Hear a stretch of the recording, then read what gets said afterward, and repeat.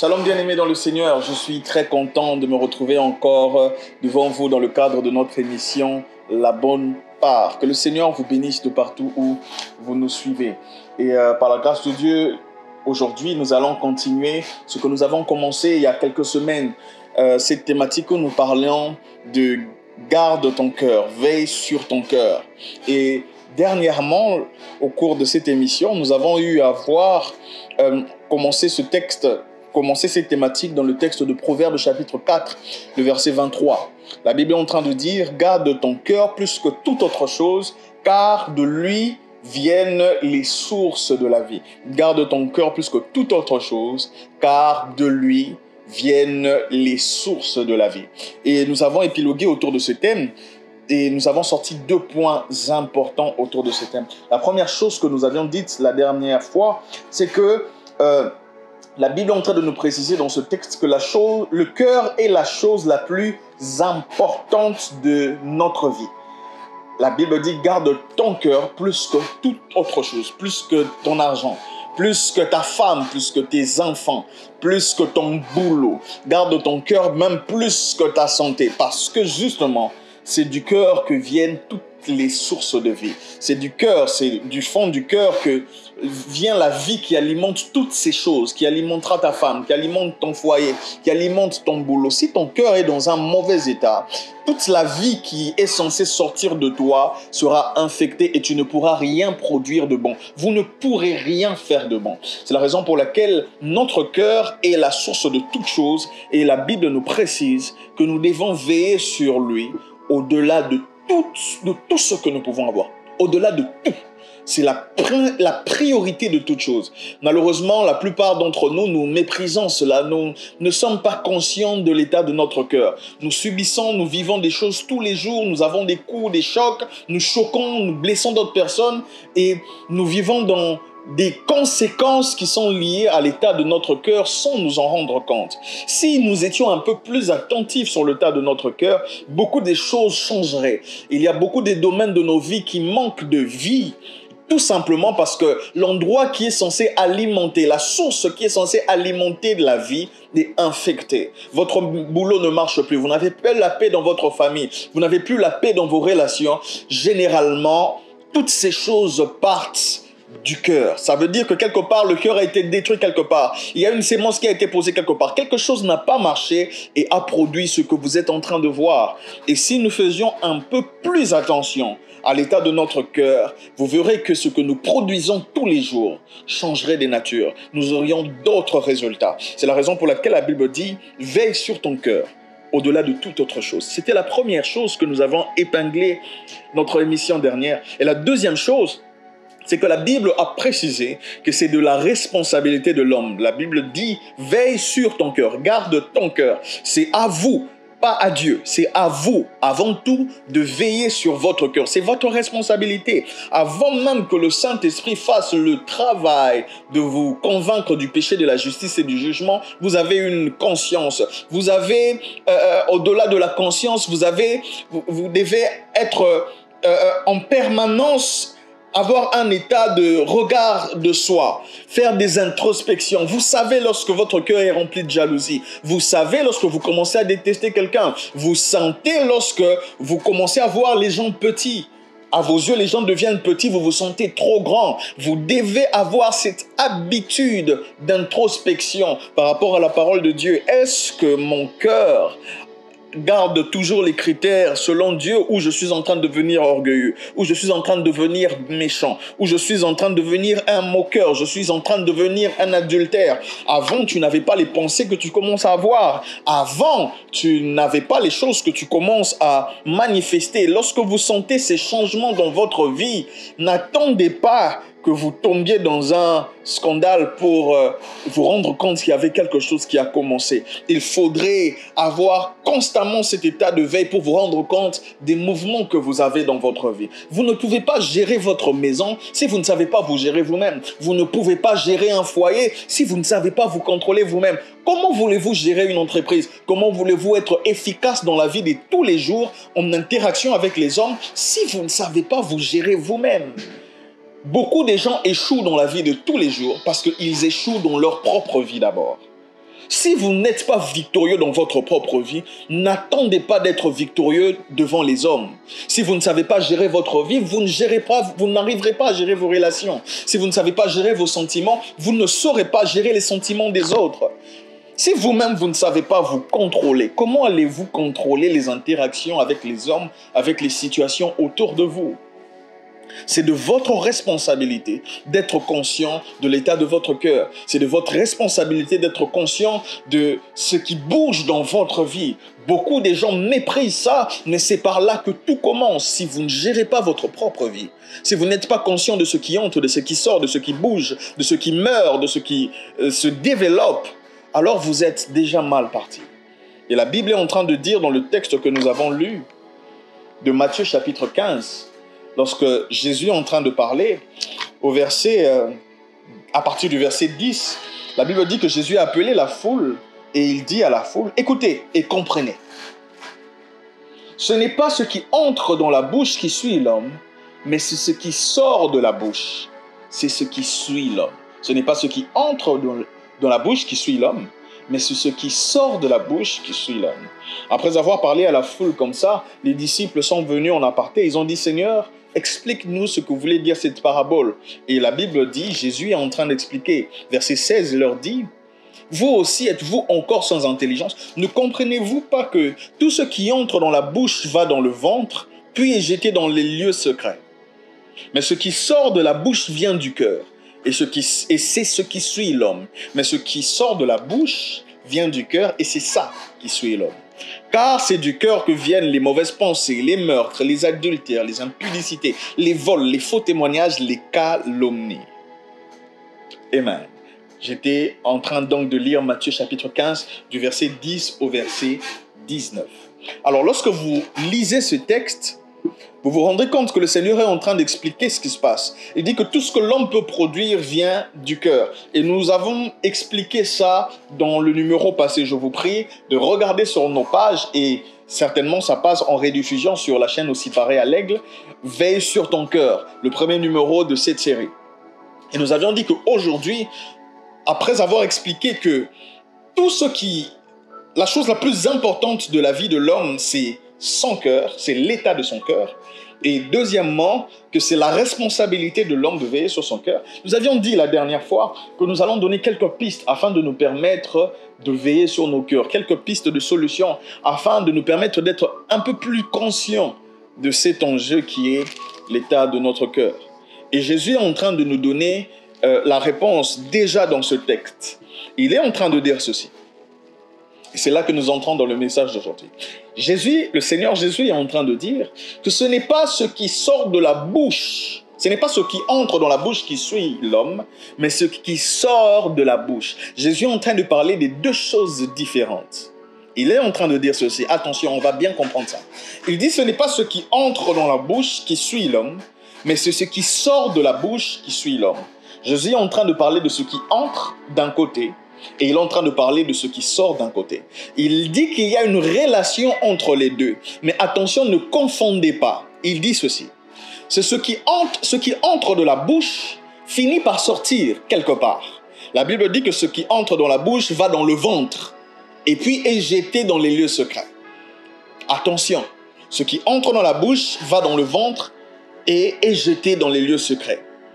Mais c'est ce qui sort de la bouche qui suit l'homme. Alors si nous voulons savoir comment veiller sur notre cœur, si nous voulons savoir, parce que Jésus dit que c'est du cœur que viennent les impudicités, les meurtres et tout ça là, et c'est ça qui finit par sortir de la bouche ou par nos actions.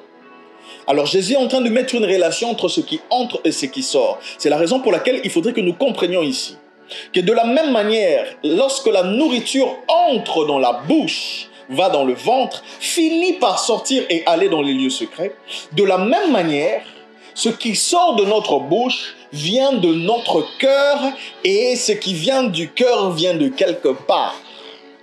Parce que ce qui vient du cœur n'est pas créé dans le cœur. Et il y a quelque chose qui entre dans le cœur et qui finit par sortir dans la bouche. J'aimerais que nous comprenions bien ce parallélisme que je viens de faire. En d'autres termes, ça veut dire que tout ce qui sort de la bouche vient de quelque part. Ainsi, la première étape, si vous voulez être un bon gardien de votre cœur, si vous voulez apprendre à veiller sur votre cœur, avant même que ça arrive à sortir dans la bouche, avant même que ça arrive à sortir par vos actions, veillez à ce qui entre dans votre cœur. Parce que de même que la nourriture entre dans la bouche et sort dans les lieux secrets, de la même manière, il y a des sémences qui entrent dans le cœur et qui finissent par sortir par la bouche. Vous devez comprendre, ça entre par la bouche, ça va dans le ventre et ça sort dans le lieu secret.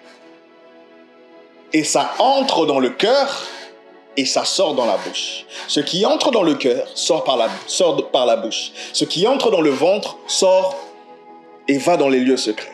Est-ce que quelqu'un est en train de comprendre jusque-là? Et donc, la Bible est en train de dire ici que tout ce qui sort de votre bouche, tout ce qu'il y a dans le cœur est entré quelque part. En vrai, c'est ce que le Seigneur est en train de révéler ici. Il s'est attardé de parler de ce qui sort de la bouche, mais ce qui sort de la bouche vient du cœur, et ce qui vient du cœur vient de quelque part. Le cœur n'est qu'un réceptacle qui reçoit ce que vous lui donnez. Le cœur n'est qu'un réceptacle qui reçoit ce que vous lui donnez. Ainsi, frères et sœurs, si vous voulez veiller sur votre cœur, vous devez veiller au type de sémence qui entre dans votre cœur. De type de sémence qui entre dans votre cœur. Les types de sémences qui entrent dans votre cœur. Dans le livre de Hébreux chapitre 12, la Bible est en train de dire, Hébreux 12, verset 14. Recherchez la paix avec tous et la sanctification sans laquelle personne ne verra le Seigneur.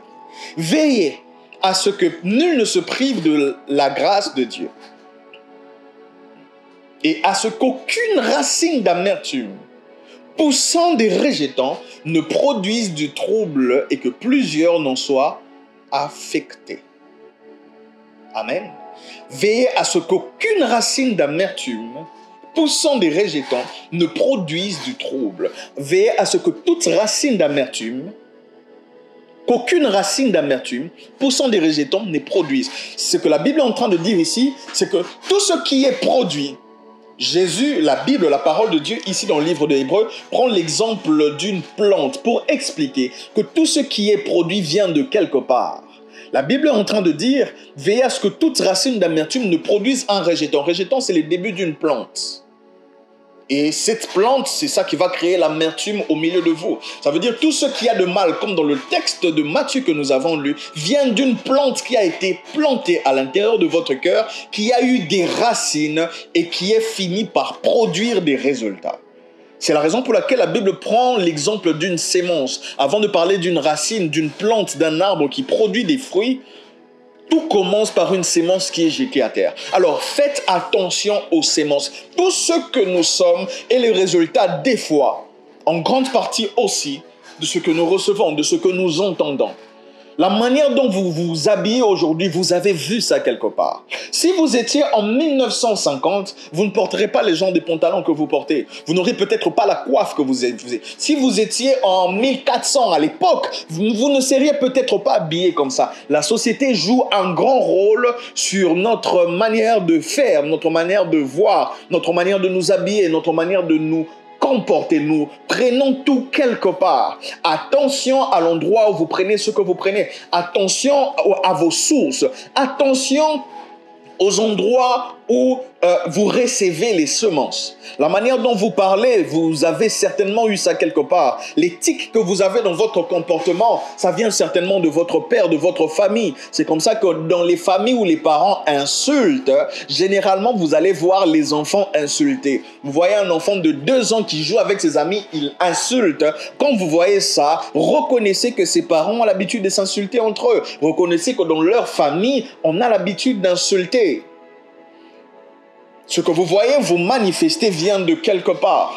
Si vous voyez des personnes légères, une fille qui s'habille de manière légère, lorsque vous suivez bien, c'est qu'à la maison, elle a vu de la légèreté. Lorsque vous voyez un homme qui bat sa femme, si vous grattez bien derrière, c'est que quelque part, il a vu cette sémence, il a reçu cette semence quelque part. Il a reçu cette semence. Ainsi, frères et sœurs, la première manière de veiller sur votre cœur, c'est de veiller sur les choses qui affectent votre cœur. Les choses qui entrent dans votre cœur. Frères et sœurs, vous devez comprendre que vous ne pouvez pas être responsable de ce que les gens disent. Vous ne pouvez pas être responsable des actions des gens. Mais vous êtes responsable de vos actions à vous. Vous êtes responsable de vos réactions à vous. Vous ne pouvez pas vous comporter jusqu'à un certain âge d'une certaine manière et dire que c'est à cause de ce que mes parents ont fait. Vous ne pouvez pas insulter et dire que j'ai insulté parce qu'il m'avait insulté avant. Vous ne pouvez pas choisir qu'on vous insulte, mais vous pouvez choisir votre réaction face à l'insulte. Attention, faites attention à ce qui arrive à affecter votre cœur. Vous savez, frères et sœurs, Dieu n'a pas pardonné Adam et Ève parce que le fruit venait du diable. Dieu n'a pas compris Adam et Ève parce que lorsque le Seigneur leur pose la question, pourquoi avez-vous péché? Ils ont dit, ce n'est pas nous, c'est le diable qui nous a donné le fruit. Non, ils ont été jugés parce que, pas à cause de l'action du diable, mais à cause de leur action à eux. Dieu ne te pardonnera pas parce que c'est la femme qui t'a donné le fruit. Adam, Ève, Dieu ne te pardonnera pas parce que c'est le diable qui t'a donné le fruit. Il a peut-être donné le fruit, il t'a peut-être proposé, mais c'est toi qui as mangé. J'aimerais que nous comprenions ici que tout ce que le diable nous propose vient en forme, toute sémence du diable vient en forme de proposition. Vous ne pouvez pas gérer les actions des autres, mais vous pouvez gérer ce qui affecte votre vie.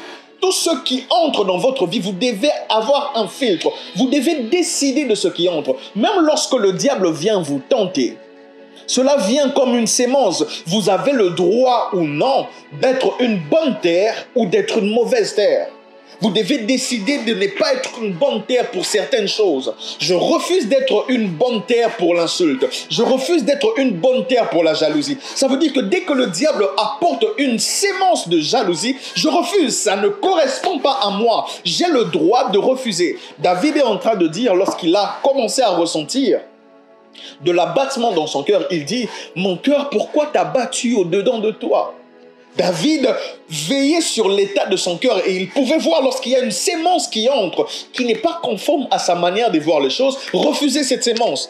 Il dit, je louerai l'Éternel, je n'ai pas le droit de rester abattu, je n'ai pas le droit. Lorsque vous sentez en vous des sensations d'impudicité, des sensations de jalousie, des sensations d'orgueil, ce n'est pas lorsque le diable vous propose que vous avez péché, vous avez le droit de refuser. Il y a un homme qui donnait cet exemple, il disait, vous savez, le péché vient comme un oiseau sur un arbre. Il vole, l'oiseau, il vole, il vient sur un arbre. Et avant que l'oiseau ne tisse son nid, il y vient petit à petit. Il vient avec une plante, un élément avec lequel il tisse son nid, il dépose. Si l'arbre est favorable, il va chercher d'autres et il tisse son nid progressivement. Et l'homme est comme cet arbre. Quand l'oiseau vient, quand la mauvaise pensée vient, quand la mauvaise tentation vient, quand les mauvaises semences viennent, vous avez le droit de chasser l'oiseau et dire, ici, je n'accepte pas de nid d'oiseau. Sur mon arbre, l'oiseau n'a pas le droit de tisser un nid. Vous chassez la pensée. Toute tentation, toute épreuve, tout vient d'abord comme une pensée. Et c'est là que vous filtrez, c'est là que vous choisissez quelle est la semence qui va entrer en vous et qui va produire des racines. Alors, c'est là que je pose à quelqu'un la question. Quel genre de racines, quel genre de sémence vous acceptez? Oh, je l'ai insulté parce que c'est lui qui m'a insulté avant. Frères et sœurs, j'aimerais que quelqu'un comprenne une chose ici. Que lorsque vous recevez une injure, lorsque vous recevez une critique, celle-là ne vous engage pas. Lorsque quelqu'un t'insulte, son insulte n'engage que lui. Comment la pensée, la perception d'une personne peut venir troubler ton cœur à ce niveau? Vous savez, il y a un niveau où, quand t'insulte pas, il faudrait s'armer par rapport à ça. Comment tu peux te sortir de toi parce que quelqu'un a insulté ta maman? Il a insulté ta maman, c'est vrai. Mais pourquoi tu donnes autant de valeur à sa parole? Qui a dit parce qu'il a dit que ta maman est comme ça, que universellement c'est fait. C'est clair, c'est créé. Ta maman est devenue ce qui sort de sa bouche. Vous devez comprendre que des fois vous donnez trop d'importance à des choses auxquelles il ne faut pas donner de l'importance. Si quelqu'un t'injurie, si quelqu'un t'insulte, si quelqu'un, ça n'engage que lui. Sa perception des choses n'engage que lui. Vous devez comprendre que les gens peuvent avoir tort. Comment arrivez-vous à vous laisser emporter aussi facilement? Comment arrivez-vous à laisser votre cœur être affecté aussi rapidement? Quelqu'un qui dit que tu n'es pas belle et ça entre dans ton cœur au point où tu ne crois plus en toi. Frères et sœurs, ça n'engage que lui. La Bible dit de toi que tu es une si belle créature de Dieu. La beauté est relative, ça dépend d'une personne à une autre. Si pour lui tu n'es pas belle, alors pour toi-même, sois belle à tes propres yeux.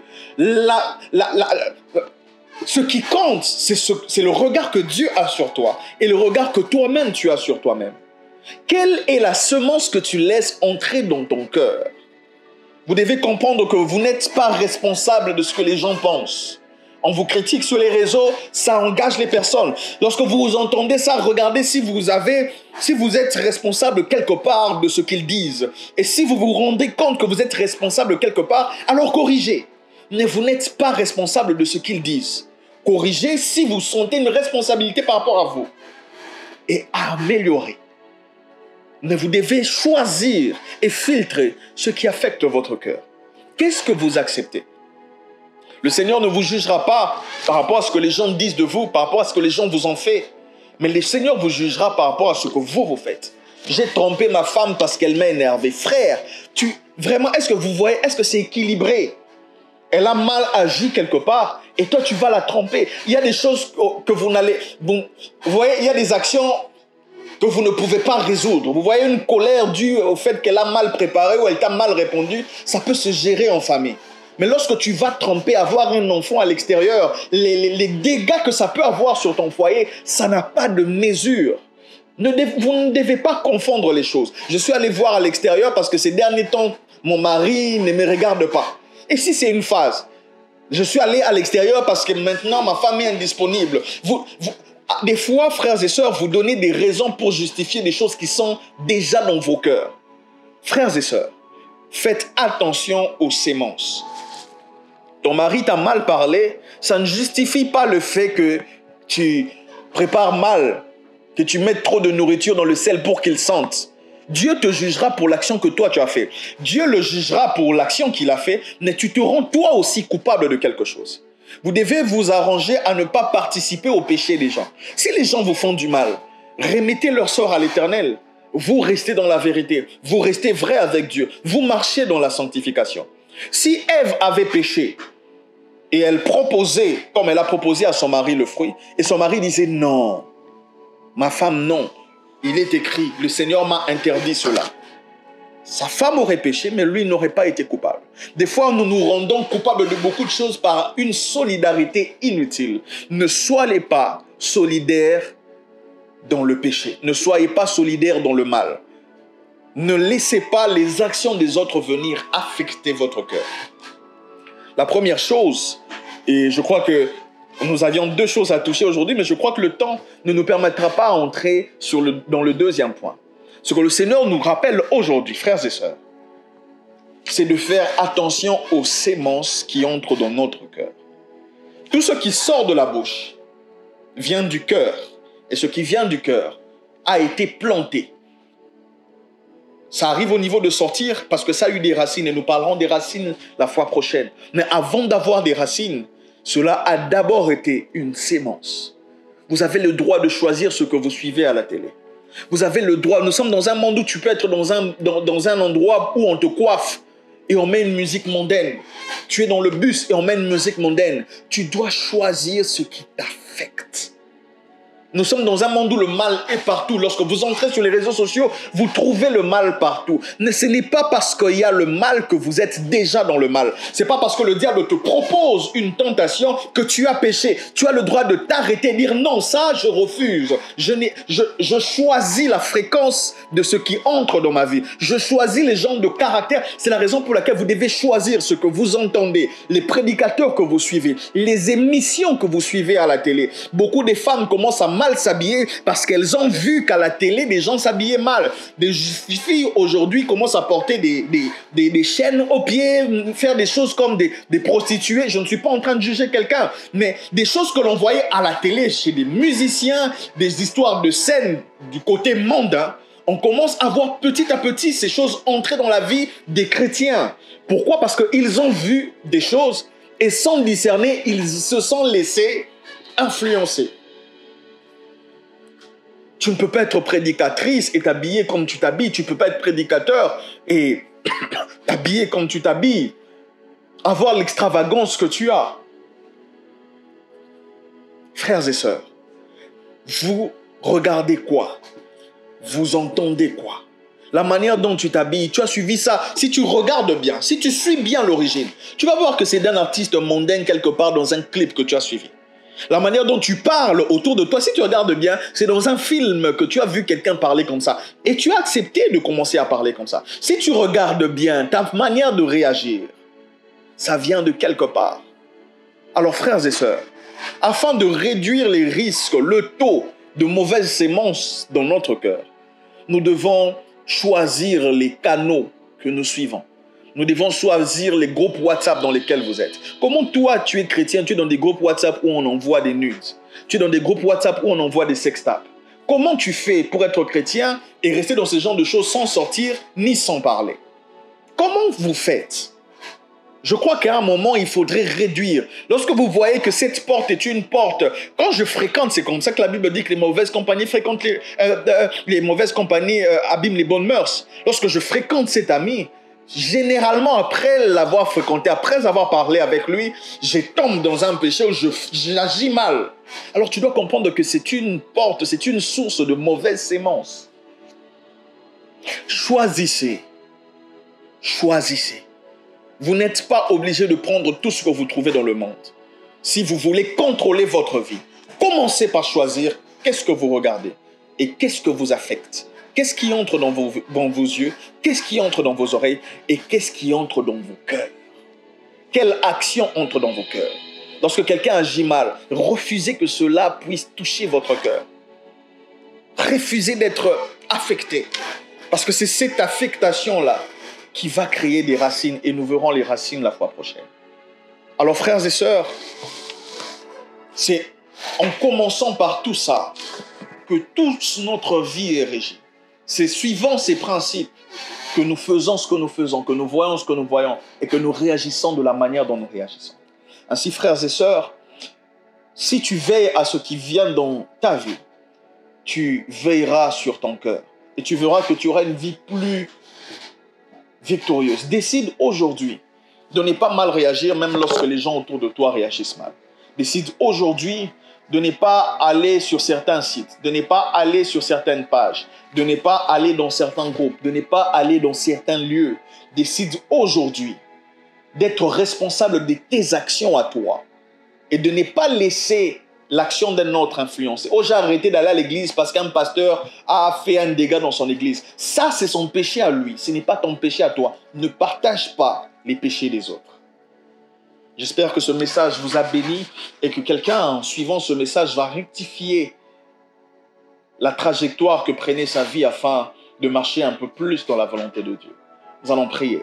Père Dieu Tout-Puissant, je te bénis pour ton peuple qui a entendu cette parole. Je sais que quelque part, nous nous sommes retrouvés. Je prie que par ta grâce, tu nous permettes, à mon frère et à ma sœur qui me suivent, d'être changés par cette parole. La Bible dit, vous connaîtrez la vérité et la vérité vous affranchira. Laisse que cette parole qui vient nous apporter, ta parole, ta pensée, ta vérité, puisse transformer notre attitude, puisse transformer notre perception des choses, puisse transformer nos actions. Nous prions que justement cette parole soit cette bonne sémence. Nous décidons, Père, d'être une bonne terre face aux choses qui viennent de toi. Et nous décidons d'être une terre aride face au péché, d'être une terre aride face à la tentation. Je déclare et décrète dans le nom de Jésus que mon frère et ma sœur qui suit est une terre aride face aux propositions du diable. Que lorsque le diable viendra avec des sémences négatives, qu'il trouve une terre qui ne marche pas, que notre cœur soit une terre aride. Aucune sémence du diable ne puisse puisse grandir en paix dans nos vies. Dans le nom de Jésus, nous refusons que le diable, que ses sémences, les choses qu'il pique à la télé, sur les réseaux sociaux, puissent trouver une terre favorable. Que ces choses puissent entrer dans nos vies et commencer à croître naturellement. Nous refusons, nous déclarons que nous sommes des terres stériles face aux sémences du diable et que nous sommes des terres fertiles à tout ce qui vient de toi. Toutes les relations qui viennent de toi puissent trouver en nous des terres fertiles. Toutes les paroles qui viennent de toi puissent trouver en nous des cœurs disposés. Mais Père, que tout ce qui vient du diable ne puisse pas grandir en nous. Que les sémences du diable soient étouffées par ta parole en nous, soient étouffées par ton esprit en nous. Nous prions, nous déclarons cela dans le nom de Jésus. Je prie pour mon frère et pour ma sœur, afin que sa vie soit restaurée, afin que son cœur soit purifié du plus profond. Je prie, Père, que tu fasses un travail de fond. Seigneur Dieu, que tu enlèves la superficialité et que tu nous permettes d'être vrais avec toi du plus profond de nos cœurs. Que nous marchions dans ta volonté et que toute forme de sémence de l'ennemi soit ôtée de nos cœurs, dans le puissant et précieux nom de Jésus-Christ. Bénis ton peuple qui a suivi ce numéro et que ta grâce repose dans leur maison. Je prie que la paix entre dans les foyers où il y avait la dissolution, que la paix entre dans les relations qui étaient brisées. Dans le nom de Jésus, je prie, Père, afin que tu guérisses les vies, que tu guérisses les vies, que tu guérisses les cœurs, que tu guérisses les cœurs. Quelqu'un qui a été brisé par les paroles de ses parents, Père, que tu guérisses son cœur, que tu guérisses son cœur dans le nom de Jésus. Quelqu'un qui a été brisé par les paroles de son mari, quelqu'un qui a été brisé par les paroles de sa femme, quelqu'un qui a été brisé par les actions de sa famille, on l'a maltraité, son cœur a été infecté. Je prie, Père, afin que ce sémence soit détruite dans les cœurs, afin que ton peuple reconnaisse, Père, le regard que toi tu as sur eux, le regard que toi tu as sur mon frère et sur ma sœur, et qu'ils comprennent qu'il n'y a rien de plus important que ta volonté dans leur vie. Les hommes passent, mais toi tu demeures. Les hommes changent. Hier, ils peuvent critiquer et demain, ils changeront d'avis. Je prie, Père, que la paix qui surpasse toute intelligence garde nos cœurs en toi. Dans le nom puissant précieux de Jésus-Christ, nous avons ainsi prié. Nous disons Amen. Nous espérons que ce numéro vous a béni. Et si vous le suivez, vous pouvez le suivre en rediffusion à la télé, mais aussi sur YouTube. Sur YouTube, il y a tous les numéros. Sur Pareil à l'Aigle Télévision, il y a tous nos numéros de La Bonne Part et des autres émissions. Resuivez cela. Et à la télé, vous n'avez pas la possibilité de partager. Mais sur YouTube, vous avez la possibilité de suivre, de prendre un extrait qui peut bénir un proche. Prenez ces numéros et partagez à vos proches afin de bénir votre famille, de bénir vos amis et de bénir le peuple de Dieu. D'ici le prochain numéro, que la paix et que la grâce de Dieu soient votre partage. Je vous donne rendez-vous prochainement. Shalom, shalom.